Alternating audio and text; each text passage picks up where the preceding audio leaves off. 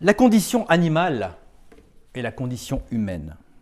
Revenons au commencement. Genèse 1, verset 19. « Et le soir et le matin était le 4e jour. Et Dieu dit que les eaux produisent en abondance les créatures mouvantes qui ont vie et des volatiles qui puissent voler au-dessus de la terre dans le firmament découvert du ciel. Et Dieu créa les grandes baleines et toute créature vivante qui se meut, que les eaux produisent en abondance selon leur espèce, et tout volatile ailé selon son espèce. Et Dieu vit que cela était bon. Et Dieu les bénit, disant, soyez féconds, multipliez et remplissez les eaux dans la mer, et que les volatiles se multiplient sur la terre. Et il y eut un soir, il y eut un matin. C'était le 5e jour. Et Dieu dit que la terre produise la créature vivante selon son espèce, bétail, êtres rampants, et les bêtes de la terre selon leur espèce, et il en fut ainsi.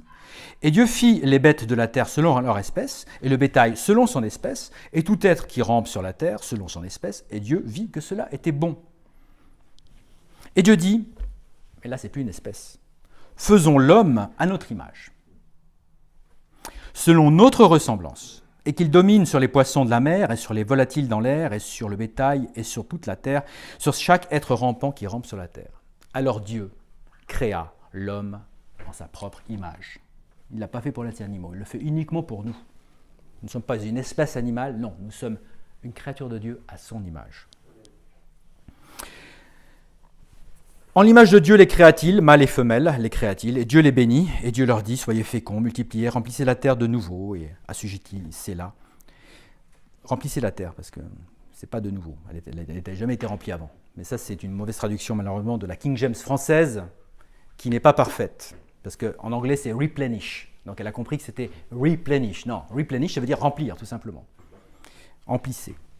Et emplissez la terre de nouveau et assujettissez-la, et dominez sur les poissons de la mer, sur les volatiles dans l'air, et sur tout être vivant qui se meut sur la terre. Voilà. Et donc c'est très important. Au verset Genèse 1er, verset 29, et Dieu dit, voici, je vous ai donné toute plante portant semence, qui est sur la surface de toute la terre, et tout arbre dans lequel il y a le fruit d'un arbre portant semence, cela vous sera pour nourriture. On voit qu'au début, au tout début de la création, effectivement, et ça, ceux qui défendent l'antispécisme, qui sont pour, dans son application pratique, le véganisme ou le végétarianisme ou le végétalisme, dans une forme moindre, c'est une gradation. L'antispécisme, c'est plus la philosophie qui sous-tend des pratiques véganes, végétariennes et végétaliennes. Donc c'est plus une philosophie satanique qui sous-tend ces pratiques. Mais donc, alors souvent ils nous disent, ah ben voyez, alors là, je parle des chrétiens notamment qui tombent malheureusement dans ce travers et qui vont essayer de justifier finalement que les chrétiens puissent être végétariens. Mais au commencement, voilà, Dieu nous a donné, voici, je vous ai donné toute plante portant semence, qui est sur la surface de toute la terre, tout arbre qui... Et à toute bête de la terre, et à tout volatile dans l'air, et à tout être qui rampe sur terre, etc., j'ai donné toute plante verte pour nourriture. Donc toute la création, à ce moment-là, au début de la création, toute est végétarienne. Elle est végétarienne. Et Dieu vit que chaque chose qu'il avait faite, voici, c'était très bon, et le soir et le matin, c'était le 6e jour. Voilà. Et voilà. Donc, au tout début, effectivement, avant la chute, on a un régime végétarien.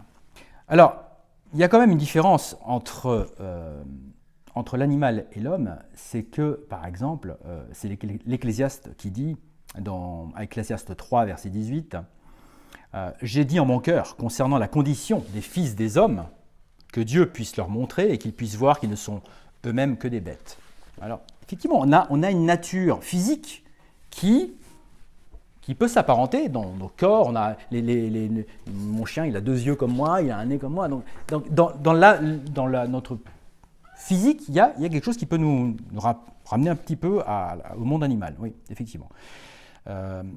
Car ce qui arrive aux fils des hommes arrive aux bêtes, une même chose leur arrive, comme l'un meurt, l'autre aussi. Oui, ils ont tous un même souffle, le souffle de la vie, d'ailleurs que la science n'arrive pas à expliquer. La science ne sait pas expliquer la vie. Le Frankenstein, il n'a pas de vie, il n'existe pas. Oui, ils ont tous un même souffle, si bien que l'homme n'a pas prééminence sur la bête, car tout est invalidité. On a tous la même condition, effectivement, de mourir. Simplement, il y a une grande différence. À part celle qu'on a vue précédemment, au niveau de la création, on est fait à l'image de Dieu, tout va en un même lieu, tout vient de la poussière et tout retourne à la poussière. Physiquement, on vient de la poussière, on y retournera dans la tombe, notre corps.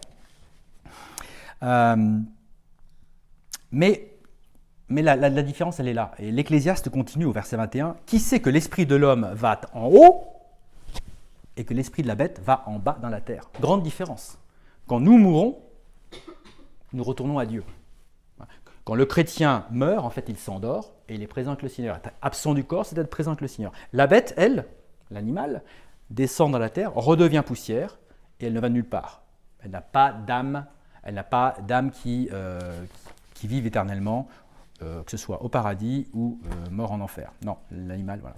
Donc, grande différence, deux différences qu'on vient de voir. On a été créé à l'image de Dieu et on a une vie, une âme éternelle. Alors, cette différence entre l'homme et l'animal ne veut pas dire, parce que Dieu nous a aussi demandé d'assujettir la terre, hein, il nous a demandé de régner sur le monde animal. D'ailleurs, c'est Adam qui nomme les animaux, c'est donc une prise de pouvoir et une responsabilité envers la création que Dieu nous a confiée. Mais cette responsabilité, elle veut dire qu'il y a un respect aussi à avoir de l'animal. Alors, c'est pour ça que certains antispécistes et défenseurs des animaux, encore que l'antispécisme va au-delà de la défense des animaux, hein, puisque l'antispécisme, comme toute invention marxiste, se sert d'une minorité à défendre pour en fait un combat qui la dépasse et instrumentalise cette minorité. On l'a vu avec le racisme, on l'a vu avec le féminisme, on l'a vu avec le soviétisme où on se sert de l'ouvrier et du prolétariat contre les bourgeois. Donc chaque fois que le marxisme se sert d'une minorité, elle l'instrumentalise. Il l'instrumentalise. Et bien c'est pareil avec les animaux. En fait, les antispécistes se foutent des animaux. Il faut le dire. Voilà. En revanche, la Bible, elle est claire. Elle nous dit qu'on doit prendre soin de nos animaux. Hein. Par exemple, 1 Timothée 5,18, car l'Écriture dit « Tu ne muselleras pas le bœuf qui foule le blé ». Alors c'est une réalité physique pour expliquer une réalité spirituelle. L'ouvrier est digne de sa rémunération, en particulier le pasteur et celui qui apporte la parole. Voilà. Proverbe 12, verset 10. Un homme droit estime la vie de ses bêtes, mais les tendres miséricordes des hommes immoraux sont cruelles. Un homme droit estime la vie de ses bêtes.